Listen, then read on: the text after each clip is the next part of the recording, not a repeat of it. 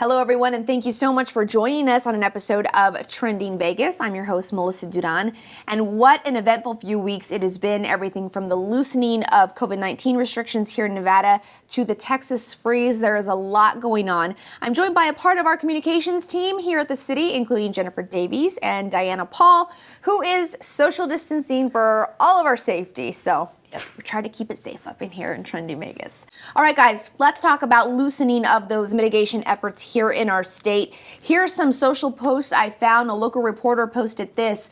Locals speak out about the new COVID-19 guidelines put in place by Nevada Governor Sisolak. As of today, capacity has been lifted to 35% in restaurants, up to 6 people allowed per table, and no reservations are required anymore. The governor who said this, and finally, May 1st marks the date where we hope to reach our ultimate goal of transitioning mitigation management to local authority. And finally, this Twitter user says, a friendly reminder that the loosening of restrictions is dependent on everyone doing as we're doing now for a while longer. If you want June or whenever, it is please just do the right thing and limit contact with others. So just kind of wanted to see what you guys are seeing on social media. I actually went out to a restaurant this weekend. It was pretty normal. I've got to say, it was really nice. I didn't have to make reservations. I was able to just walk right in. But it was busy. I will say that the restaurant that I was at, it looked like it was 35% capacity, but it just felt good. Everyone seemed a little bit more hopeful this past weekend. What have you guys been noticing on social media? I mean, we were happy to see that the occupancy was increased, especially for restaurants. That's something that we've heard about on social media a lot, that people are really feeling for those small businesses when they were having such small occupancy levels to deal with. The no reservation thing, of course, too, and just being able to set more people at a table. It just feels like we're taking more steps back to normal life, and I think everyone's ready for that. And Diana, what are you seeing on social? Well, I think from 50%, I think is what everyone's really looking forward to. 35% will obviously help the businesses. It's a couple more tables, but I think from what we've seen on social, the 50% occupancy, which is going to be in March, is really going to make a difference, I think, for some of these businesses. I mean, if we start having spikes up again, he says he is completely willing to go the other way if we have to. I do want to mention, though, that it can get confusing because you're looking at it going, oh, okay, well, they're 35%, they're 50. I think after he made the initial announcement, he then came back and said, no, churches can now be 50% capacity. So there's some changes. Have you guys had any questions on that? Yeah, we have. I mean, we're trying to keep our blog updated as much as possible. But I think it's just important if you're going to go somewhere, maybe just give the business a call beforehand just to see what you're going to be dealing with, just to make sure that you can actually go out and do what you want to be doing and supporting businesses. Diana, any other points that you Yeah, like I was going to agree. You know, a lot of this provisions are still in place for social distancing, obviously, and you're wearing your mask. So it's not quite returned to normal, but it's a step in the right direction. All right, guys, let's change topics to the renaming of McCarran International Airport. Now, recently, Clark County Commissioners had it up for a vote and approved the name unanimously to change it to Harry Reid International Airport. Here's a look at some of the social posts we found. Representative Dina Titus writes, Las Vegas is a diverse community and our visitors should not be welcomed by someone with a legacy of racism, xenophobia, and anti-Semitism. I support the Clark County Commission's proposal to rename McCarran International Airport in honor of former Senator Harry Reid. Now, Clark County writes, Commissioners have unanimously approved a resolution requesting the name of LAS Airport be changed to Harry Reid International Airport. The request will go to the FAA. Private contributions would cover costs associated with the name change if the FAA approves. That's going to be very important to remember as we talk about this. And this user writes, I live in Las Vegas. I vote for Las Vegas International Airport, period. It's the destination that people care about, not a person's name. And this user writes, why is it okay to change it from one controversial name to another? Is it too logical to make it neutral? So I thought that this was a really interesting conversation going back and forth because in this day and age, I was thinking about all the major airports out there and they just kind of represent the city that everyone is in, but Clark County has made the decision to name it after Harry Reid. Now, we're not going to say on here whether we agree with that, whether we don't. That was a Clark County decision. But I thought it was interesting, the back and forth. People really, really want it to be Las Vegas International Airport. What are you guys seeing? Because I'm assuming you guys got a lot of questions on this. We did, because a lot of people are confused, of course. McCarran Airport, as it exists now, is underneath the jurisdiction of Clark County. So the Clark County Commission is the ones that had to approve the name change and, deal with all the ramifications of signage and all that.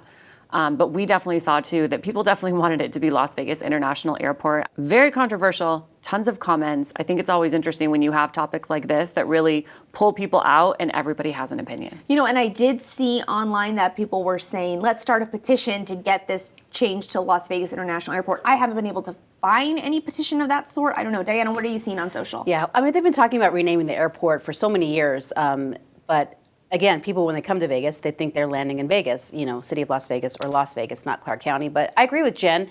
It's really great to see people get engaged about something. So many times people just kind of sit on the sidelines about issues that affect Las Vegas. But it was kind of cool to see on either side of the issue that people really felt passionate one way or another. And it's great to see engagement on social media for that kind of topic. Right. And I think another thing that we just touched on is that people were very, very concerned if the name changes, the statue, just the plaques around there, is that going to be coming out of the taxpayers' dollars? So many people are still out of work because of the pandemic, and so people were concerned. And the county has come out and said that no, this will be private contributions. So that's something that everyone, I'm sure, is going to be watching, that they stick to their word as they move forward. All right, guys, let's go ahead and move away from our area and go to Texas, where they were hit hard with snow and freezing temperatures. Their homes, they're not built for, their infrastructure cannot handle, and a power grid that is coming under a lot of scrutiny. First, here's this post from BuzzFeed saying this is happening in Texas. You can see that frozen toilet bowl, icicles from their fans. Then this post, sympathies from Houston. It's terrible here. And here's a look at how some people handle the situation. It is 43 degrees inside my apartment, and it's looking like I might not have power until tomorrow. I'm losing about a degree every hour or two inside. Luckily, I have an all-season tent that kind of fits in my living room where I plan to sleep. So this is where we're at. #TexasFreeze. And I just thought this was interesting because the pictures that social media can show and the stories it tells it's really eye-opening to me. I did have, my entire family is in Texas. And so my mother's house got down to 35 degrees. She was without power, my aunts, and they were all without power for about 72 hours. So it's really scary, but here in Las Vegas, we were actually affected. Our vaccine were delayed because of this winter weather, correct? Yes, they were. Okay, and so what did you guys see on just social media with the pictures? What did you think about everything that was going on? I think it was really interesting. TikTok really rose to the forefront during this emergency of people sharing horrifying videos of the conditions that they were enduring in their houses. And so I think this was really the first time that I can remember that TikTok was really mentioned during an emergency, not so much for official information being shared, but just people really calling out and sharing content about what they were going through. One of the things that I think is interesting about social media during a time like this, for example, the Texas freeze, is that the images that stay in your mind that you're seeing on social media, it's no longer what am I seeing on the news that I remember. It's the images that you're seeing on social media that you immediately turn back to. And that image for me is the line of people around the block just trying to get into H-E-B, which is their local grocery store over there in Austin. Diana, what did you see on social media? What did you notice? Yeah, I mean, the photos of people waiting for water. I mean, it's heartbreaking to see those images, but social media is a place people can post these immediately. So I think it really brought it to the forefront for everyone. And like you said, here in Las Vegas, we were affected, and cities around the country not receiving vaccines. I know on our social, people were frustrated that they didn't get their vaccines, but I think everyone understood from seeing everything on the news that this was out of our control. Also, from a communications perspective, this kind of made me think work-related, like, God, we got to be ready for any kind of emergency because we're really lucky in Vegas. Obviously, we don't have weather. But even in Texas, this was nothing they could even have expected. So I think it made me think about, you know what, I need to make sure that we have our emergency kit. It's something that we're always promoting at the city. But people, now that it's something you see all the time so easily on social media, I hope it makes people think, am I ready for something like this? Have I planned ahead for any kind of disaster? Because that's really important as well. I could not agree with you more because my family was not prepared. My friends were not prepared.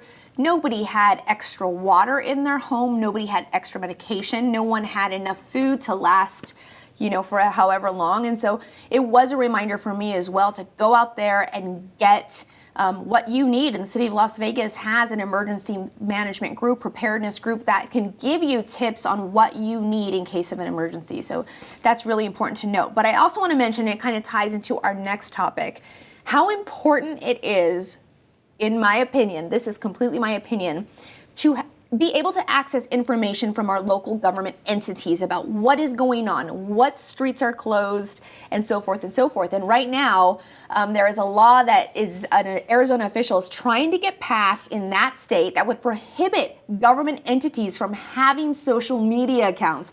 Now, they would be allowed to have personal accounts, just not work-related accounts. And I just kind of wanted to talk about man, that's a double-edged sword, in my opinion. How can you go without social media accounts from us? I mean, you guys are tweeting out all the time. These vaccines are available. This place is open from this place. Oh, no, appointments are now full.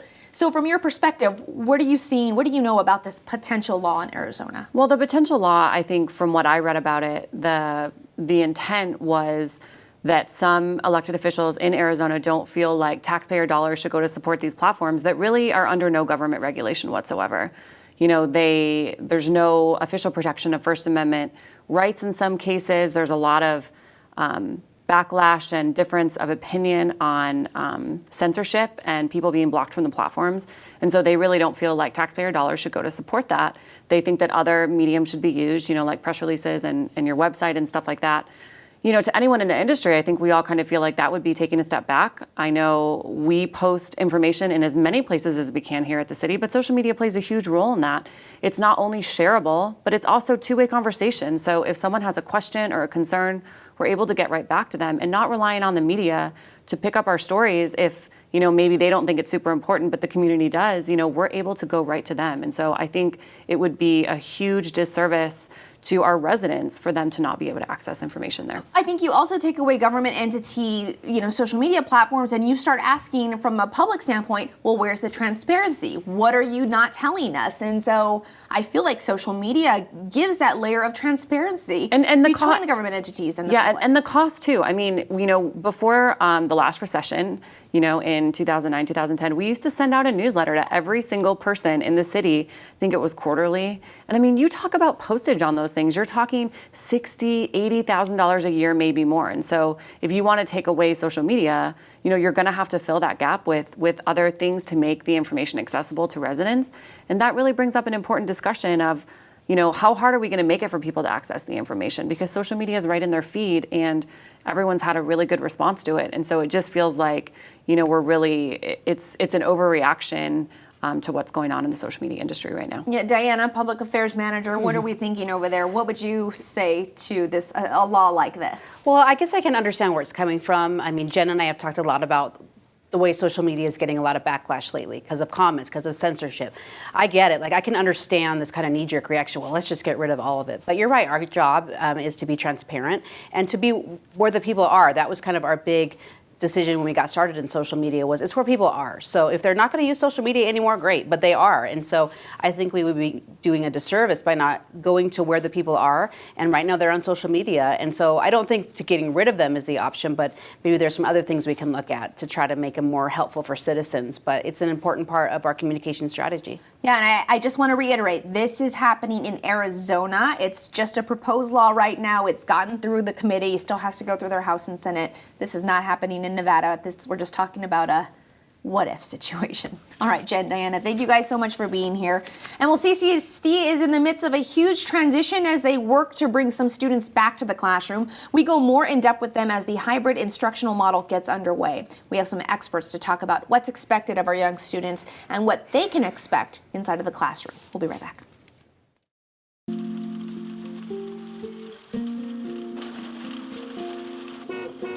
Dad's home!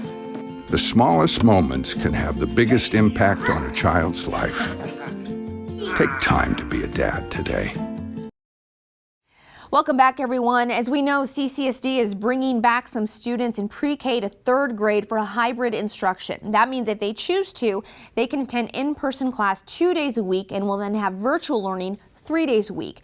This has some people asking a lot of questions, including what new schedules will look like, what contact tracing will look like, and the safety of these kids and teachers. I had the opportunity to sit down with district leaders, the teacher union, as well as some passionate parents about this change. We're joined by several special guests today. I want to introduce them all to you. First, we have Shana, who is the Assistant Director with CCSD Community Engagement Office. And then we have Marie Neisess, president of the CCEA. We have Rebecca Garcia, president of the Nevada PTA and admin of the CCSD Parents Facebook group. And finally, we have Dee Hurd, third grade teacher at Booker Elementary. Thank you, ladies, so much for being with us today. Thank you for having us, Melissa. Thank you. Absolutely. Shana, let's go ahead and actually start with you because you're coming from the CCSD angle. So what is the overview of this hybrid instruction model? What will the schedules look like, the cohorts, and so forth? Okay, first of all, I just want to say that we're very excited to be able to welcome our pre-K through 3 students back on March 1st. And there's several options that families have, and they want to choose what's best for them and their family. So we have 3 different cohorts. Cohort A is where they will have their students attend face-to-face instruction on Mondays and Tuesdays, and then engage in distance education on Wednesday, Thursday, and Friday. Students in cohort B will be going to school face-to-face on Thursdays and Fridays, and then doing distance ed on Mondays, Tuesdays, and Wednesdays. And then cohort C is where students will be engaging in full-time distance education on all days. Wednesdays is the one day that all students will be participating in the distance education. It's an exciting opportunity. We're very excited about getting our kids and our staff back in the buildings, and while adhering to all of the safety guidelines. And I think those safety guidelines is what people are really questioning. What is the classroom going to look like for our little ones? What kind of safety precautions are being taken inside of the classroom? Each classroom will have forward-facing desks, and they will all be spaced 6 feet apart. Some things that are different is, of course, the students will have their own personal workspace, their desk. They're going to bring their own device each day so that they can ensure they're the only one touching that particular device. They will have instructional supplies that will be personal to them, such as manipulatives for those early grades. I think it's just going to be a great opportunity. Even though there are some changes, it's going to be a welcome opportunity to have these kids all engaged in not only the social interaction, but the academic focus again with their teacher. So Maria, I want to actually turn to you now. Teachers especially, they've been, a lot of it's been expected of them. So what are the teachers expecting, or what should they expect as they go back to the classroom? And what kind of responsibilities have now been placed on them? What kind of support are you looking for from the district for them? Well, luckily, we've been working collaboratively with the district to work through some of the issues that have come up. The number one concern for our educators clearly has been safety, not only the safety of themselves, but of their students as well. So when they've reached out and they've had concerns, we definitely work with the district to ensure that everything is being done the way it's supposed to be done. So then, once you move past that, it's preparing for those kiddos. And, the teachers are excited to see the kids. This is the first time they'll have them in front of them. So they want to make sure that all the routines are going to be set in place and that they're ready to go. This is, I think they're going to be a little bit nervous because they want to make sure that everyone's safe. But now that, vaccines have come into play, I think more educators are feeling more comfortable with returning to the classroom. I'm concerned as a parent from the education standpoint. And one of the questions that I had is, are they going to still have the same teacher as they had this past year? And I guess you're saying, Marie, that will vary from school to school depending on the number of kids returning. Is that correct? That's correct. Because at some sites, the number of students that are returning aren't as big of a percent as other schools. So really to make the needs of our families, ensuring that they have choice, because sometimes they will have the same teacher. And, for instance, at my granddaughter's school, she'll have a different teacher on Monday and Tuesday, but then Wednesday, Thursday, and Friday, she will have her original teacher. So I think, people have come up with some creative ways to ensure that we do the best that we can for our students.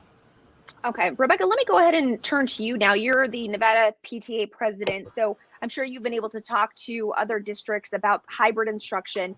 What have you heard from those school districts in terms of how hybrid instruction is going, and what are parents most concerned about that you're hearing from your Facebook group? Well, across the state, parents have been excited at any opportunity to have in-person instruction this year because I think we recognize that for some kids, there is no replacement to that face-to-face interaction. And it's an adjustment with the new social distancing requirements and the different schedules. But I've heard from other districts who've implemented this as far back as August, that as kids get into the schedule and into the classroom, they're able to adapt. You know, kids are remarkably adaptable, I think sometimes more than we give them credit for. And so they have learned to adjust to wearing the mask all day and getting that increased distance. But it also is important for parents to recognize that this is a different schedule than we're used to. So there's going to be some transition to prepare for. We got to get settled into the new changes of days in class versus days at home, the schedule changes even for those who are remaining distance. And then also parents need to be prepared for the new screening. And it's really important as a community that we all step up and work to ensure that, healthy kids go to school and those who aren't stay home so that we can keep schools and classrooms open as long as possible. Yeah, absolutely. And I actually want to circle back to that here in a little while, but I want to hear from Dee. Dee, you're a teacher. What is the thing that parents can do right now to support you guys in everything you're having to kind of take on? Yes, parents can best support teachers in two ways. One is to continue to communicate challenges and needs to teachers. Most successful teachers find that communicating, whether it's via chat, text message, video, email, about the needs makes it easier to provide tailored resources. Two, just being open to flexibility. And I think that's a term that we've all used because schools and teachers continue to make accommodations to meet the needs of all students. How understanding are teachers right now? And I have to say, I do have a first grader, and all of his teachers have been extremely understanding, especially with the technology aspect and trying to get a first grader to maneuver Canvas and everything. I mean, I've probably lost my mind a few times, but I've always noticed that I've been able to reach out to the teachers, but I'm reluctant to do so much because I feel like maybe I'm bothering them. What would you answer to that as a teacher? I would say absolutely not. It is not a bother. We welcome whenever a parent is available to speak to us again via any communication, because it really is, it really allows it to make it better for us to communicate with each other so that we are able to provide the necessary resources in order to be successful, whether it's inside of the classroom or whether it's remotely. But that communication is definitely a key source. Okay, very good to know.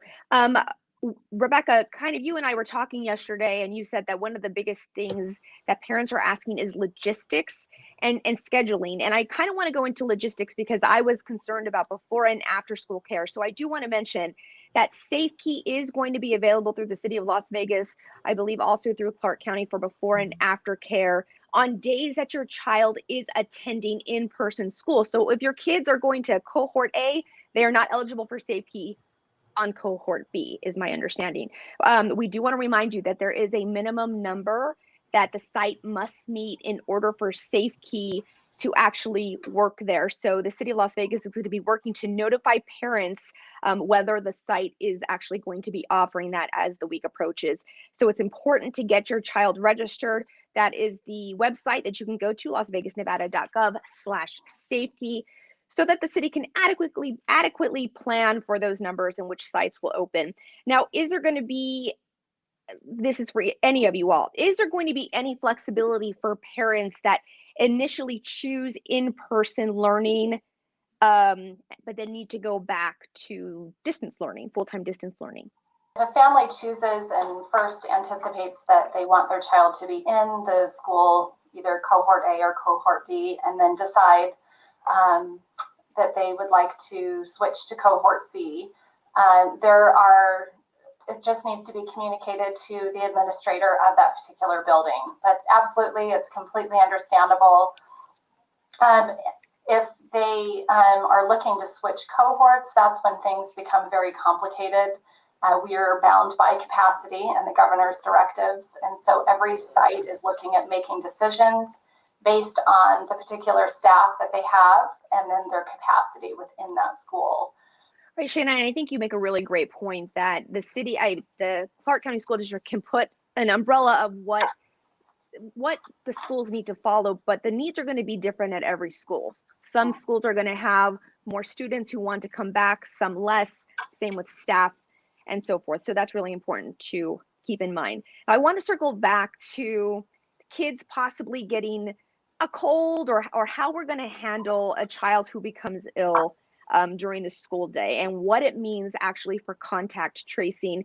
I'd like to get perspective from each of you. Shana, I'm going to go ahead and start with you. You know, I was reading the CCSD's plan and there were some things that were brought to my attention that I did not even realize. For example, if your child gets sick, you have to think about every child that they've been in contact with, the teacher, if the child has siblings also in the same school or other schools, the bus route, if they rode the bus, who's on the route. There's a lot of things to take into consideration. So how does the district going to handle that? So, well, I'll first say from the building perspective, there's going to be 3 points of service. And so you're going to have the classroom that will now manage any of those minor first aid injuries to prevent the health office congregation that we've had maybe in the past that will no longer be happening. The second point of service will be the health office, and that will be essentially established for those well students that have healthcare needs that have to be addressed only in the health office and that cannot be addressed in the classroom. And then finally, the third point of service is that sick room. And so that will be the area where students will go if they have possible COVID symptoms. There's going to be enhanced cleaning, just so you know, that is happening all day on Wednesday and then Friday evenings on all of the campuses. And then there are extensive and proactive measures that the district has taken during this time that we have been out, where our facilities and maintenance and operations group has just been amazing. And they've really prepared those sick rooms and those classrooms for ventilation. And again, you know, updating everything to make sure that we're adhering to the newest guidelines. As far as the contract tracing, I would say Dr. Jara has continued to say and will continue to say that the health and safety and well-being of our staff and students is the highest priority, and as the district as a whole. So site administrators would have to follow specific protocols and procedures that are outlined that will involve, yes, the region superintendent, the health services director, our communications department, and then, you know, to make sure that those families or students or teachers and staff that have been possibly or potentially exposed to someone with the COVID-19, that we're working with the Southern Nevada Health District to follow all of those guidelines that are laid out. And all of the building principals, just so you know, have, you know, I have so much faith in them, and I have so much faith in our teachers, and I really feel like it's going to be a much smoother process. It's just getting through that hurdle of getting them started and then seeing, you know, how the first couple of weeks go and how they manage those students that potentially have any of those symptoms. All right, well, that's going to do it for us. Remember, you can get in on the conversation. Just follow @City of Las Vegas and use the hashtag #TrendingVegas. Remember, you can also watch us anytime on Amazon Fire, Apple TV, Roku, and just download our Go Vegas app. You can also watch us on KCLV.TV. Thanks, everyone. Have a great day. We'll see you next time.